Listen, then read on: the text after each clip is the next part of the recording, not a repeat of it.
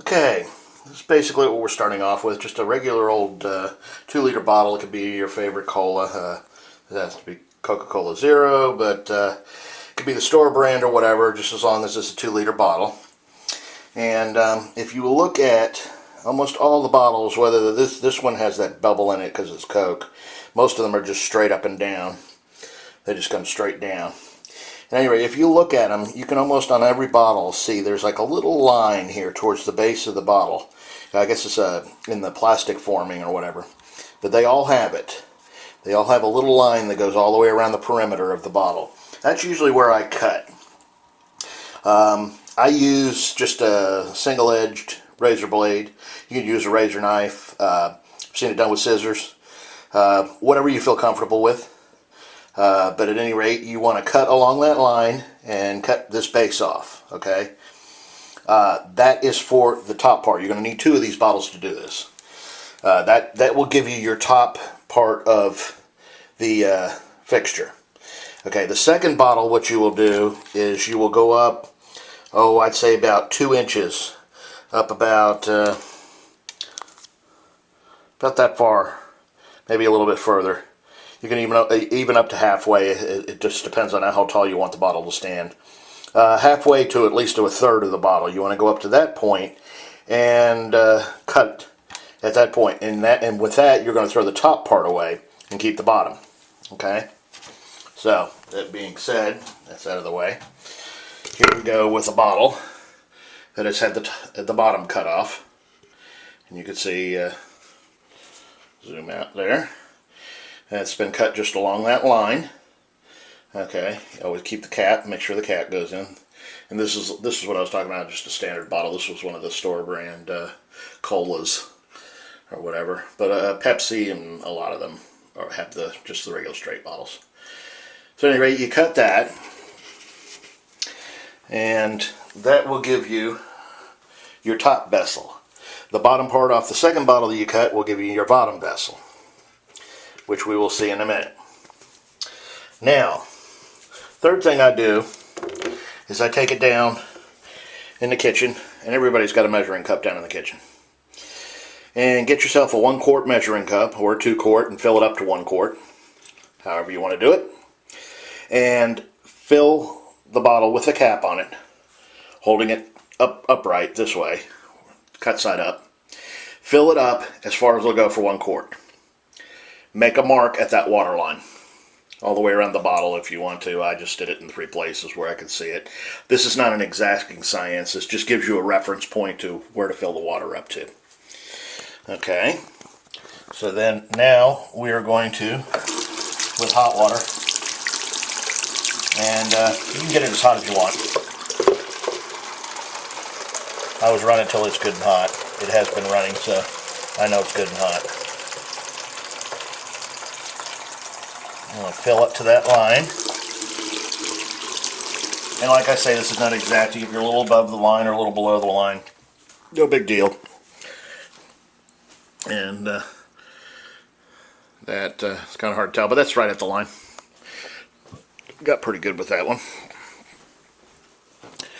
And we bring it in. And here, this is not one of the Coke bottle bottoms. This was actually a plastic container we had from a deli or whatever, which you could also use. It just happened to be the right size. Here's one with the Coke bottle bottom. And you can see it goes up to right there. So you can kind of get an idea. At any rate, this guy sits down in, I'm trying to make it even, in the other container, and this forms the base.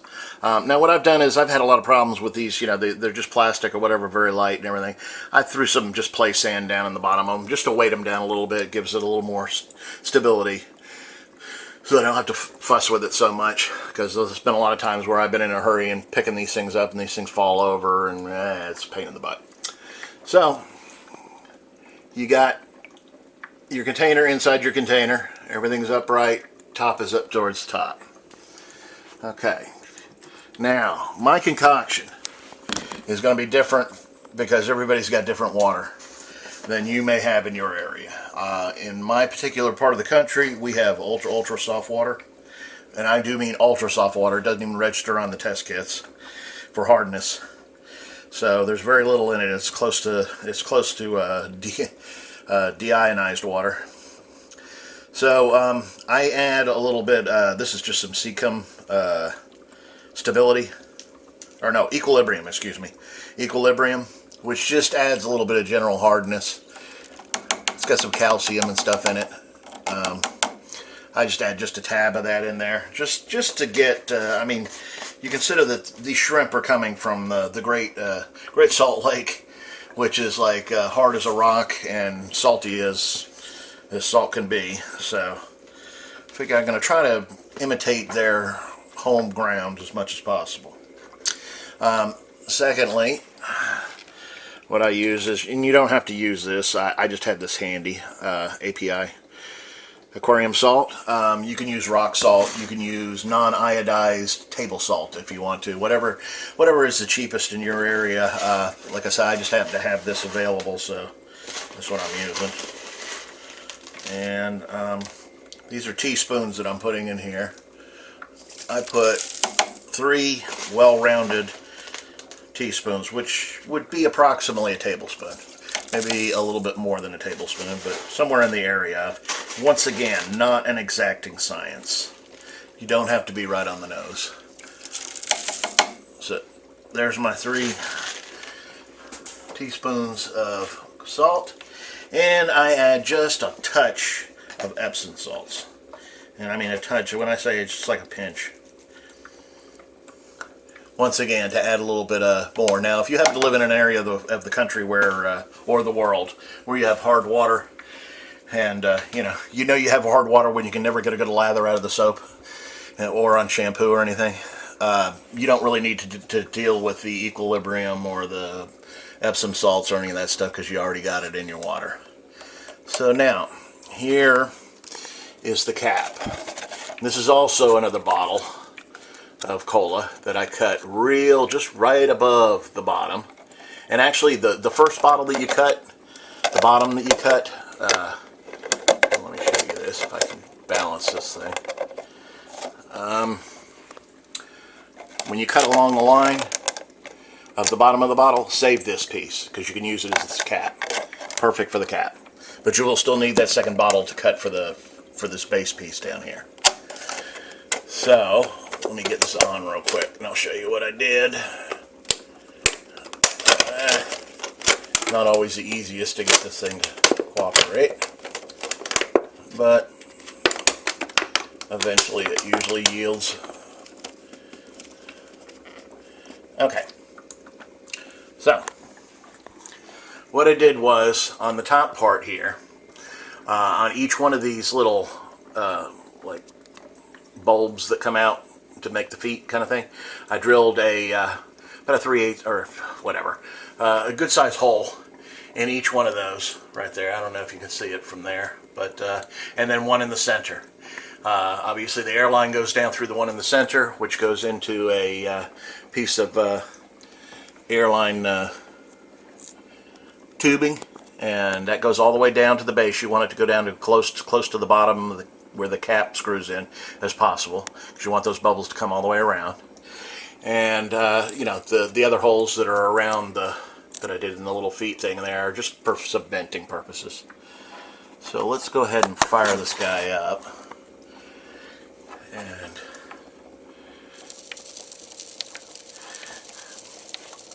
now you'll notice that I still haven't added any of the shrimp eggs. What I like to do is to add my little concoction, and like I say, if you got hard water in your area, you won't need to add the extra stuff, but the salt nonetheless. I like to bubble it for a little while and get all the salt mixed in, because you know, you want the water to kind of be what it's supposed to be when you enter the eggs in, which if I remember correctly from my reading, I think they're called cysts or whatever.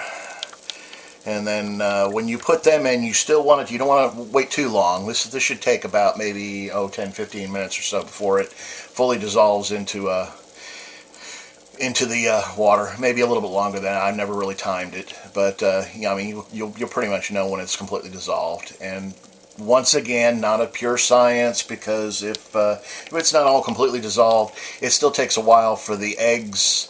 The eggs are actually in have an outer casing, and when you add from your container or the quote eggs that you bought, it takes them about, I think, about 15 minutes or so to kind of dissolve that outer casing. Takes them a while at any rate.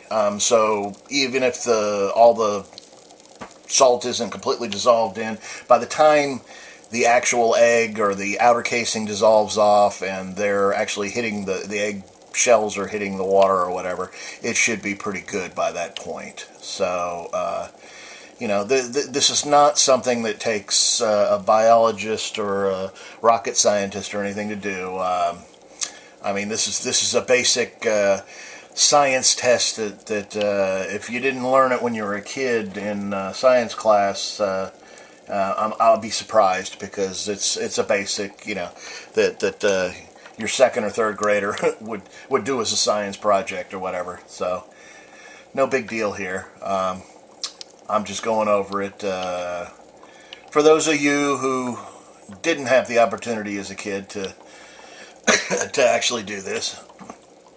I know schooling in this country is much of a joke as it is nowadays. I know some areas it's better, and some areas it's completely a joke. But at any rate, for those of you who didn't catch this or don't remember doing it, so we're adding that, and for time purposes, I'm going to go ahead and add the eggs now.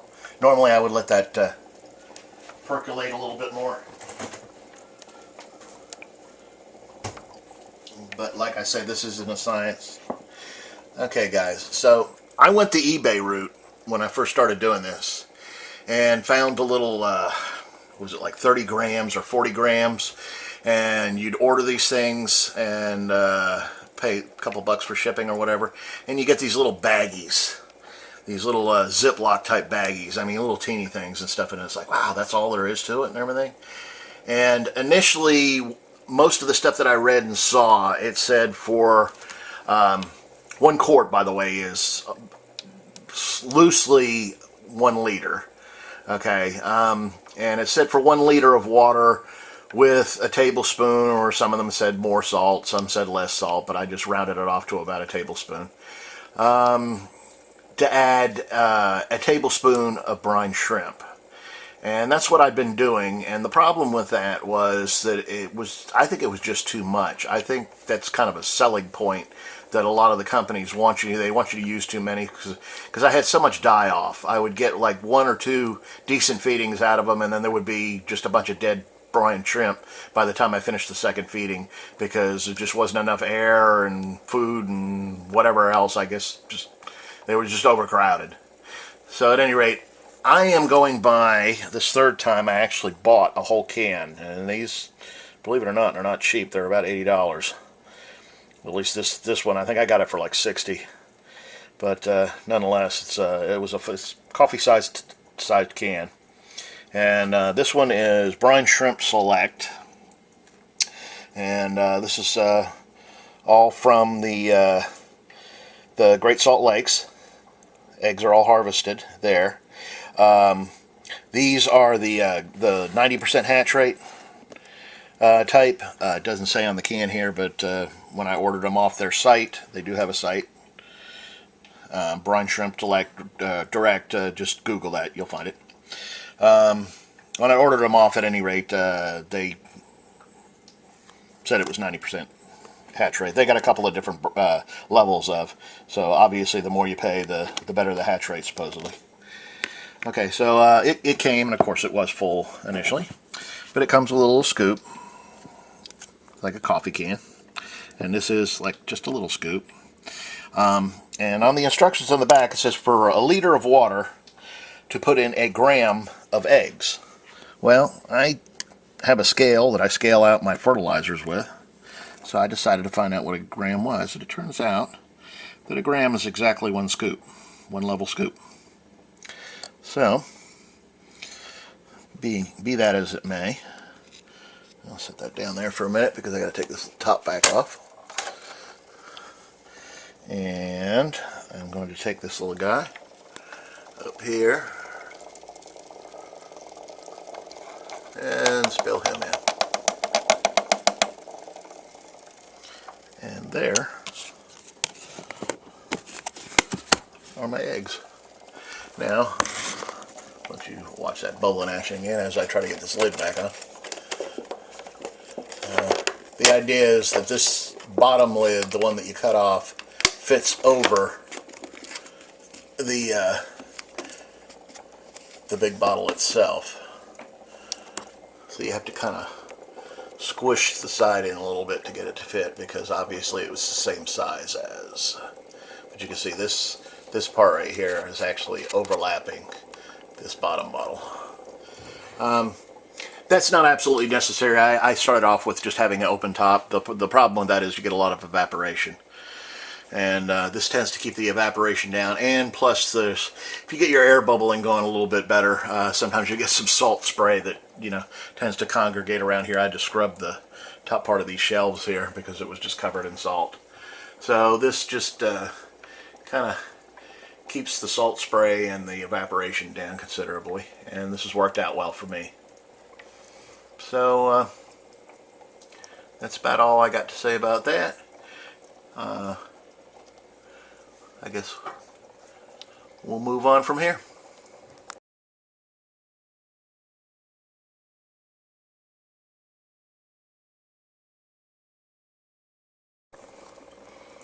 Okay, so it's feeding time. Right now I do have 2 of them going. This one has already been harvested once, and this one started just last night, so it'll be ready to go this evening. So I'm going to do an afternoon feeding here for the little guys with this one, with its second harvest. And what I'm doing is moving the light source down towards the base of the bottle, and that way when I turn the air off here, which you will see in just a second, as this settles down, most of the live shrimp will work their way down and kind of congregate down here in the lower neck, down this little, down by the cap and everything. You'll see them all congregated down there and stuff.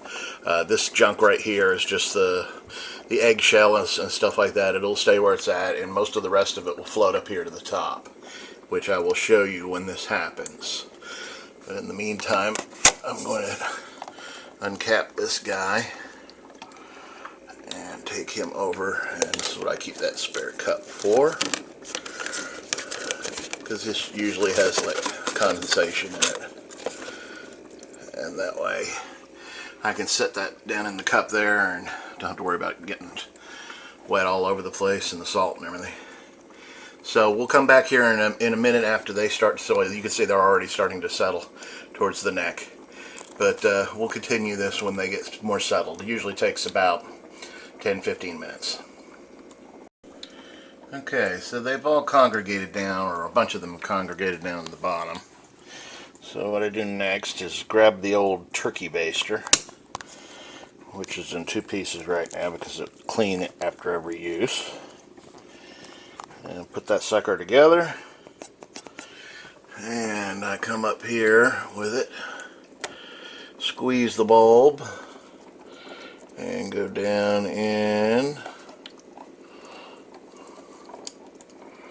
and I pull this guy back out, and right here I have a cup with a brine shrimp net on it, and you will see that I take and empty the contents of the baster into the cup. I'll take the baster and put it right there. And I grab this guy, and we go walking through here into the old throne room. Pull the baster out, put it in the sink, and you can see all the brine shrimp down there in the bottom of the net. So what I do is, let me set the camera down here. I don't know if you'll be able to see this, but I take the net, run it under a little bit of water just to get a lot of that saltiness off. And I cut my hand. Now there's a lot of different ways of doing this. This is just the way I do it. I mean, some people will dip this in a cup of fresh water or tank water, and some will actually add it with the baster or whatever. So a lot of different ways. But let's see, I don't know if you can make them out, but there's Mama and there's Daddy. There's a bunch of babies around. If you look closely, you can see some of them moving, swimming around in there. And what I'm going to do, as I set the camera here, and get it to hold, I'm going to be adding these basically above them. Now what I like to do is, I have a canister filter running on this, little Magnum 250 hot Magnum, and you can see the spray bar. I did an ad-lib spray bar back there. I'm going to shut it off for a little while because it just mixes them around. I don't know if you can tell, but they're all floating around over here in the corner. But there's some of the babies with the shrimp around them, and they are just going to town on them. So that, my friends, is how I feed my fry brine shrimp, baby brine shrimp. If anybody has any suggestions or better ways of doing it, I am more than open to suggestions, so please do comment below. And other than that, like I say, I do wash the net and the turkey baster out thoroughly.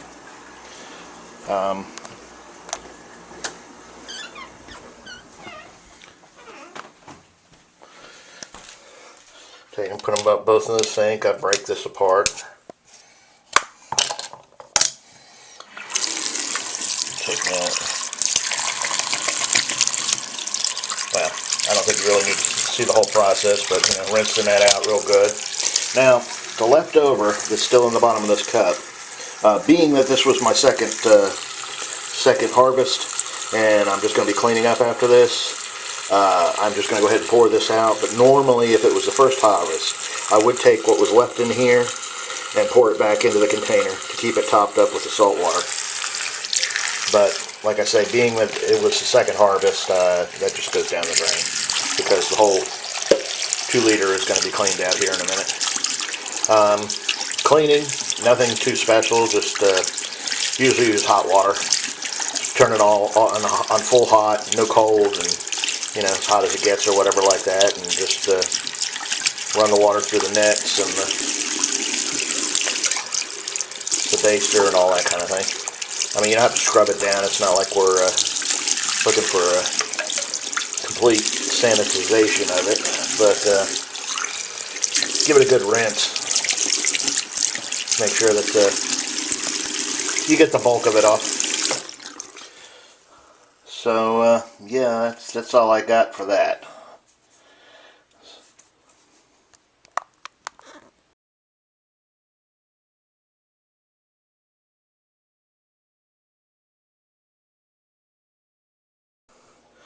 Microworms, yes, yummy, yummy, yummy, yummy.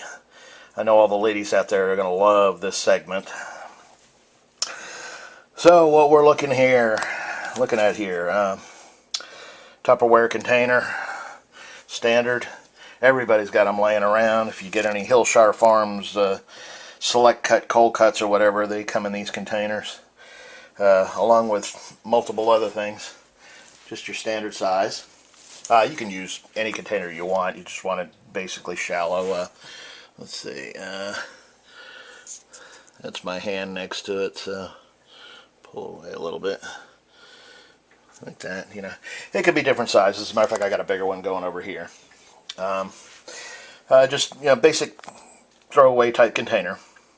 Now you can use potting soil, and I've seen people use a lot of different materials. My best luck that I've had has come from the peat moss. And what I do is I just go down to the reptile section of any pet store, and in the reptile section they have this peat moss stuff that you can get for the lining of the reptiles' tanks or whatever.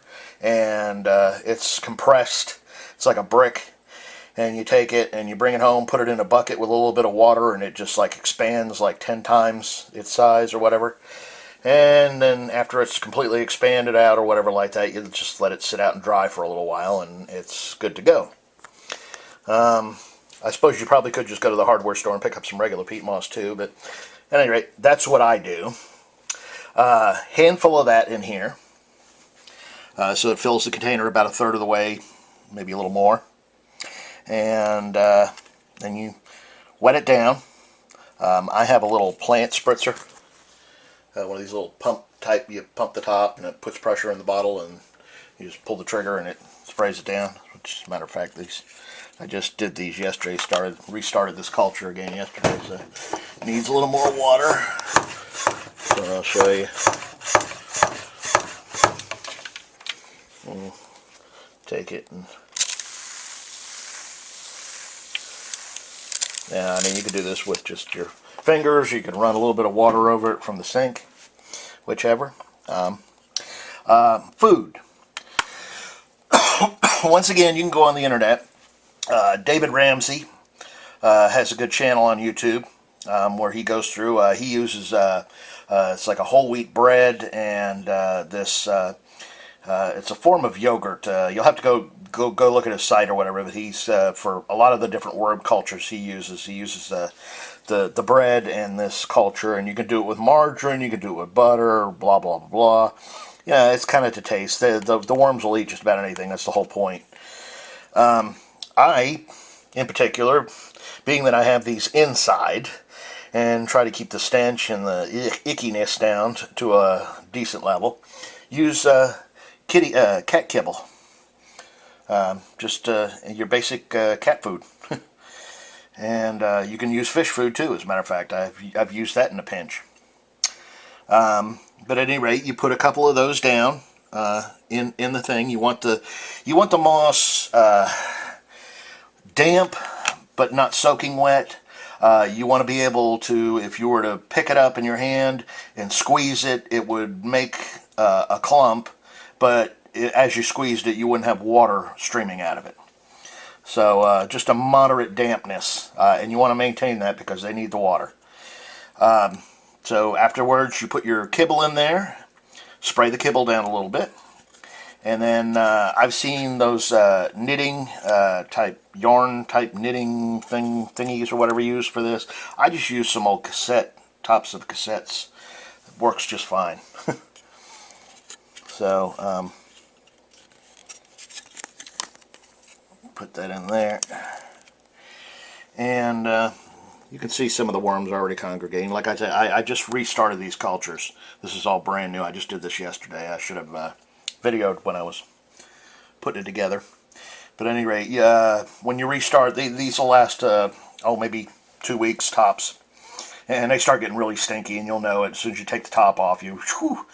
It'll knock you to the floor, and when it gets to that point and you see the worms all crawling up the sides of the container and on the top of the container and everything, you know it's time to definitely start a new culture. And all you do is take this container outside, scrape out about 99% of it into the woods or wherever you want to dispose of it, somewhere away from the house so you can't smell it. And leave that 1% or whatever, and if they're crawling on the walls or whatever, try to preserve them on the walls. And then you put your new peat moss in, wet it down, and kind of mix in that last little 1%, percent, like maybe a spoonful worth or whatever. You mix that in. Make sure it's got a bunch of worms in it, obviously. And you kind of mix that in with the peat moss and the water, and leave the ones on the side, and then you put a little food in there and spray them down and put your lid in there and cover it, and you are good to go because they will start breeding like crazy. One other thing, I've seen people where they put little holes around the sides and or in the top. What I found that works out real well, because they are worms and it is kind of a fertile place, and you don't want a bunch of fungus and other bugs getting in there and eating the worms and all that kind of stuff, because, you know, hey, you know, we do live in nature.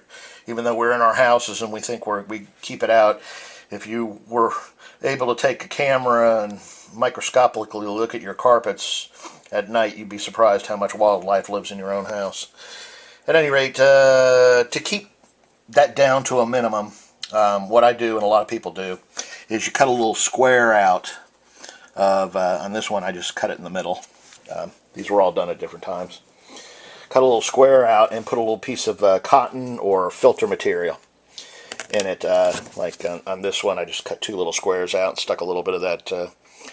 That was actually from a Magnum 350, one of the used pleated filter, or not pleated filters, but the foam filters or whatever. You know, I just cut it up and cut a couple of squares, stuck them down through there.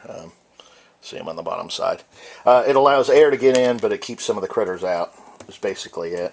And this one, like I said, I didn't quite get this wet enough, so I'm going to spray this guy down some more.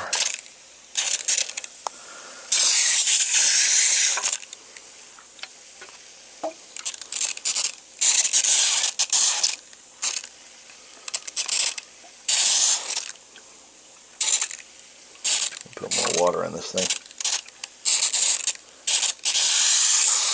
Always try to keep at least 2 cultures going at a time, in case one of them does crash, because they can crash. If you don't pay attention to them and you forget to harvest them enough, or don't, you know, get to them in time after they start getting stinky, they will crash on you. Everything will die, and then you got nothing. So that's why I always keep at least 2. I got 3 running right now. That way, if even 2 of them crash or whatever like that, I still have a 3rd one I can start up a new culture with. So that's good. These are microworms that I'm using. They work well for me, for the Apistogramma babies. They will be started on the microworms after they get a little bit bigger. Start them off with the baby brine shrimp until they get to a certain size, and then when they get to a certain size, I switch them back over to and put them on the little microworms, and they just love them. And the adults do too. As soon as I put them in the water, the adults and the babies all go after them. So, but that's your microworm culture, and that's going to be pretty much like the white worms and a lot of the other worms. Some of them are a little different. Some of them like it cooler, where you would actually keep them in like one of these little fridges or whatever, or a wine fridge is utilized a lot. Once again, if you want to get in more depth on culturing these things and a lot of different live foods, check out David Ramsey's YouTube page. Just Google him, or Google live fish food or something like that. I'm not sure, but you'll find him. David Ramsey. He's got a YouTube page, and he's got multiple videos on how to do these cultures. So that's the white worm cultures. Oh, and by the way, when I go to feed them, all I do is I take the little plastic thing out, and I carry it over to the tank, and ever so slightly just dip it down into the tank and let them roll off of it, and spread it out between the tanks that I'm feeding. And once I'm done, I take it back in, put it in the sink, rinse it off real good, and then bring it back in here and put it in there. The only cottage that I want to add there is that if you are doing it that way, I mean, there's a lot better ways. You can take your finger, if you don't think it's gross, and just smear them off the top of the plastic, and then put them in some water and rinse them and stuff. As a matter of fact, I think that's the way David Ramsey shows to do it. But I'm kind of lazy, so just make sure that there's none of the food stuck to it. That's the one big thing. You don't want to put cat food in with your fish, even though they probably would eat it, but it could foul the water, you know, pretty quick. So Try to make sure that there's no, and if there is some sticking to it, because a lot of times when you pull these little plastic things up, if this is what you use, you will see there's a piece of cat food stuck to it. And there's some of the white worms. Those are actually some of the bigger ones. Once they start separating or doing whatever it is where they had the babies, they're much smaller. So, that's it. Hope this was helpful.